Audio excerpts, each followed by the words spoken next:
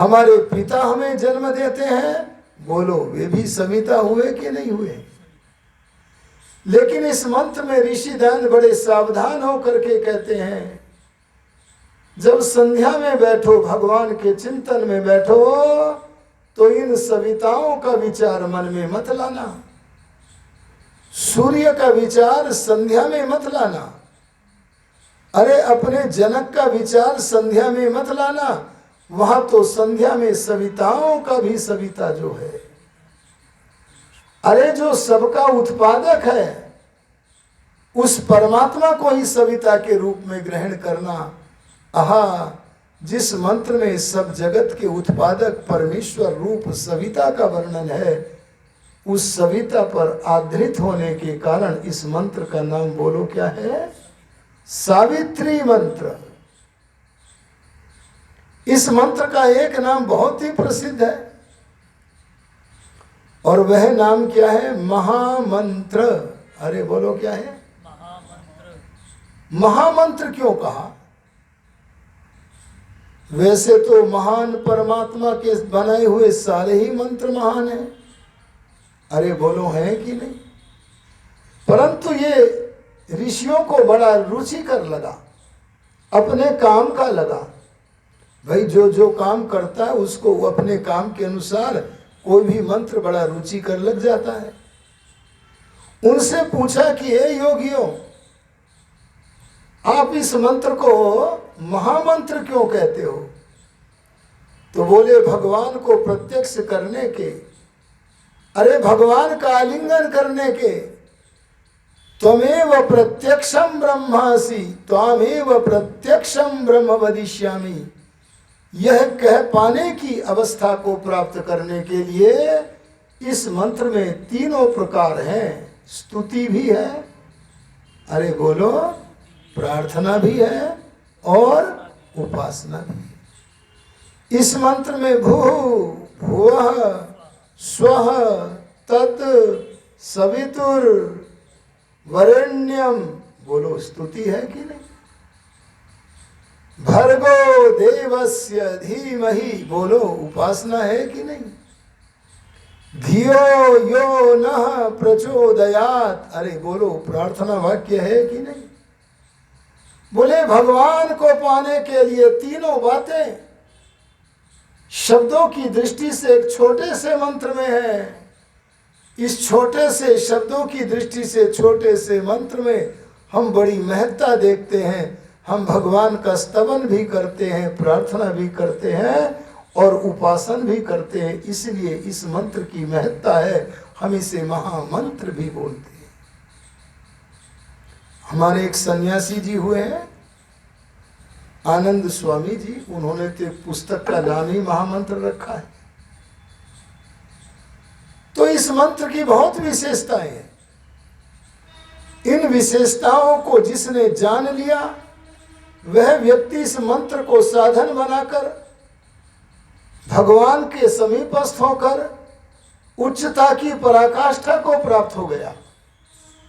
मैं केवल एक घटना आपके सामने समुपस्थित करता हूं, और वो घटना इसलिए रखता हूं जिससे आपके अंदर भी ये भावना जगे, भाई हमें भीड़ में नहीं खोना है, हमें तो पृथक प्रायन प्रथमा, अरे प्रथम कोटि का मनुष्य बनना है। और प्रथम कोटि का मनुष्य वही बनता पृथक प्रायन, जो भीड़ से अलग ऊंची स्थिति में चलता है, सबसे अलग चलता है।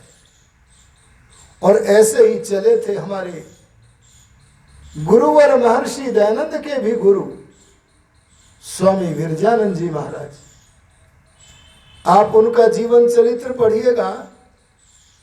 स्वामी जी महाराज जब बालक थे, 5 वर्ष की अवस्था में चेचक का रोग हो गया। आह, दुर्भाग्य से दोनों आंखें चली गई। बोलो सब कुछ चला गया कि नहीं? आप जरा कुछ मिनटों के लिए आंखों को बंद कर लें। अगर ये संसार के पदार्थ न दिखे तो हम तो कह देंगे हमारा जीवन तो समाप्त है, कुछ भी नहीं है। समय बीता, तो सांसारिक आश्रय थे माता पिता, वे भी चले गए, परलोक गमन हो गया। और समय भी था तो उसने देखा कि मेरा सांसारिक सहारा तो मेरे भैया और भाभी है। लेकिन भाभी ने नेत्रहीन उस बालक को अपने ऊपर भार समझा, बोझ समझा, उसका तिरस्कार करने लगी। अरे उस महिला को क्या पता था इस शरीर के अंदर में कोई महान आत्मा रहता है। वह आत्मा उस तिरस्कार को सहन न कर पड़ा और सांसारिक सारे बंधनों को छोड़कर चल पड़ा भगवान की संप्राप्ति के लिए। और चलते चलते वो बालक अरे हरिद्वार को पार करता करता ऋषिकेश पहुंच गया। तब उसका नाम था ऋषिकेश। ऋषिक कहते इंद्रिय को, जिनका इंद्रियों के ऊपर नियंत्रण होता है। ऐसे बहुत से लोग वहां पर आकर गंगा के किनारे रहा करते थे, अपने मन अपनी इंद्रियों को, बुद्धि को, सबको नियंत्रित करने के लिए साधना किया करते थे। ऐसे ऋषिकेश में पहुंच गया वह बालक, और देखो कैसा दृढ़ोत्साही था वह बालक। वहां नदी में, गंगा नदी में तट पर खड़े होकर, नाभि तक जल है जी, आहा उपवरे गिरीणाम संगमे च नदीनाम धिया विप्रो अजायता। इस वेद वचन के अनुसार वह बालक उस गंगा नदी के जल में खड़ा होकर लंबे समय तक, अरे सुनो, लंबे समय तक गायत्री मंत्र का जप, अर्थ का विचार करने में निमग्न रहता था। देखने वाले देखते थे ये बालक तो बड़ा विचित्र है, इसकी आंखें बाहर से बंद नहीं, वास्तव में इसने तो बाहर का पट ही बंद कर लिया है, इसके तो भीतर का पट खुल गया है। और ये भगवान का संगतिकरण करने के लिए, अरे भगवान के समीपस्थ होने के लिए गायत्री मंत्र का जप अर्थ के विचार के साथ लंबे समय तक करता तो भगवान की ज्योति मिली। अरे भगवान का प्रकाश मिला, और कितना बड़ा प्रकाश। ये गुरुकुल की ब्रह्मचारिणियां जानती हैं, आचार्य जी सामने बैठी हैं, ये भी जानती हैं। ये 3978 सूत्र ब्रह्मचारी बाल्यकाल में स्मरण करते हैं। कहा जाता 25 सूत्र प्रतिदिन कंठस्थ करके सुनाओगे। कोई कोई बच्चा अधिक 50-50 भी सुनाता है, और वो सारे सूत्रों को कंठस्थ ही नहीं कर लिया। अरे बुद्धि का कैसा प्रकाश मिला गायत्री मंत्र के माध्यम से। यह सत्य घटना मैं आपके सामने उद्घाटित कर रहा हूं कि जिस समय उस महात्मा का देहांत हुआ, तब धरती का अपने समय का सबसे बड़ा विद्वान, व्याकरण का सूर्य दयानंद कह उठा, आज व्याकरण का सूर्य अस्त हो गया। बोलो ना, जो नेत्रहीन बालक गायत्री मंत्र के द्वारा भगवान का आश्रय पा गया, उसे दयानंद जैसा योगी क्या कह रहा है, आज व्याकरण का सूर्य अस्त हो गया। अरे उनके गुरु तो योग आदि के क्षेत्र में और भी थे, दीक्षा गुरु भी थे, लेकिन उन्होंने सत्या प्रकाश में जिस गुरु को स्मरण किया, वह गुरु कौन थे बोलो? इसी गायत्री मंत्र से ज्ञान का प्रकाश प्राप्त करने वाले स्वामी विरजानंद। स्वामी विरजानंद जी में कितना आकर्षण आ गया था।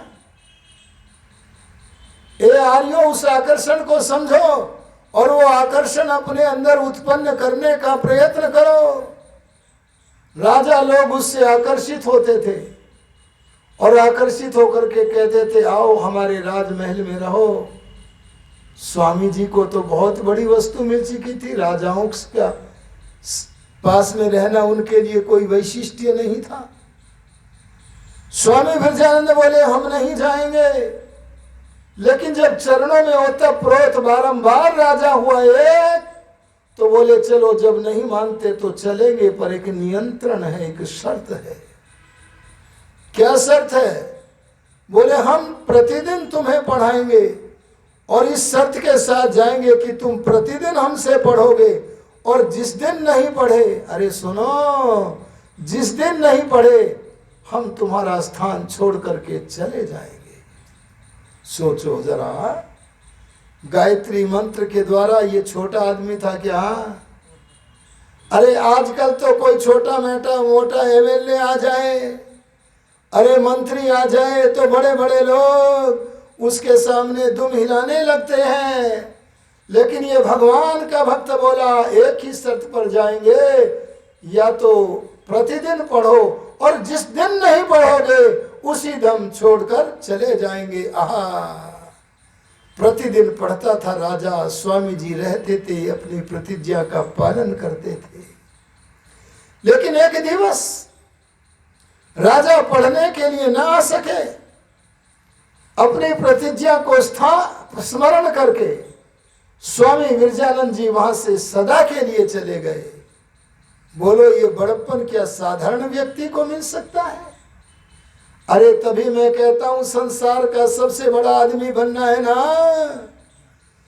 तो इस गुरु मंत्र को, अरे महामंत्र को, सावित्री मंत्र को, गायत्री मंत्र को अपना लो। सच कहता हूं ये मंत्र तो कल्टीवेटर है। अरे कल्टीवेटर शब्द का अर्थ जानते हो कि नहीं? किसान लोग जानते हैं। हमारे खेतों में जो अनावश्यक घास फूस होता है वो हमारी फसल को नुकसान पहुंचाता है कि नहीं? उस अनावश्यक घास फूस को निकालने के लिए एक यंत्र किसानों के पास होता है, उसे बोलते हैं कल्टीवेटर। अरे बोलो क्या बोलते हैं? बस उसके माध्यम से जो अनावश्यक घास फूस है उसे निकालते हैं और फसल सुरक्षित हो जाती है।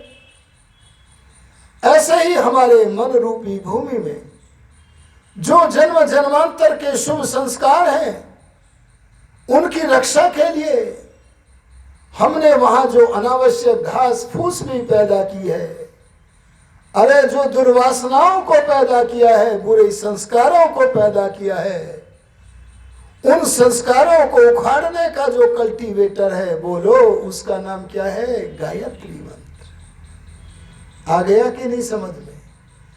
तो हमारे मन में जो अनावश्यक, जो हमें आगे बढ़ने नहीं देती, अरे हम रोते हैं गाते हैं क्या, जब जब चाहूं मिलूं आपसे, मेरा मन ही तुझसे प्रीति न करने देता है।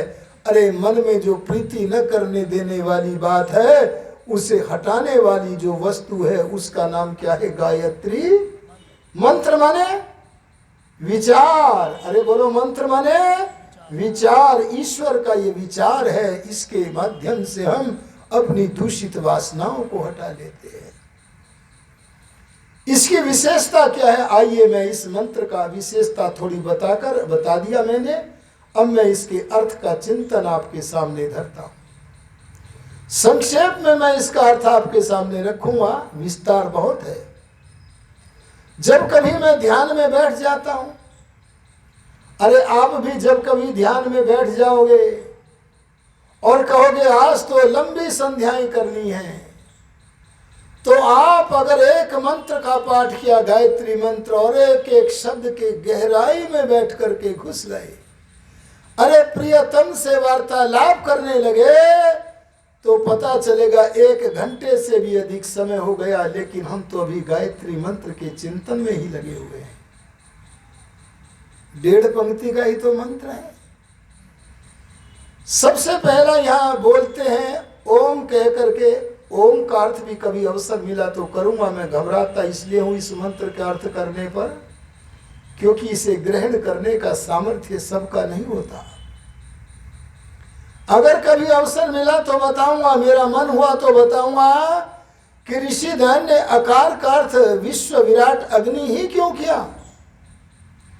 उकार का अर्थ हिरण्यगर्भ तेजस और वायु ही क्यों किया, अरे मकार का अर्थ ईश्वर आदित्य और प्राज्ञ ही क्यों किया, और हर तीनों अर्थ करके आदि भी लगाना पड़ा ऋषि दयानंद को।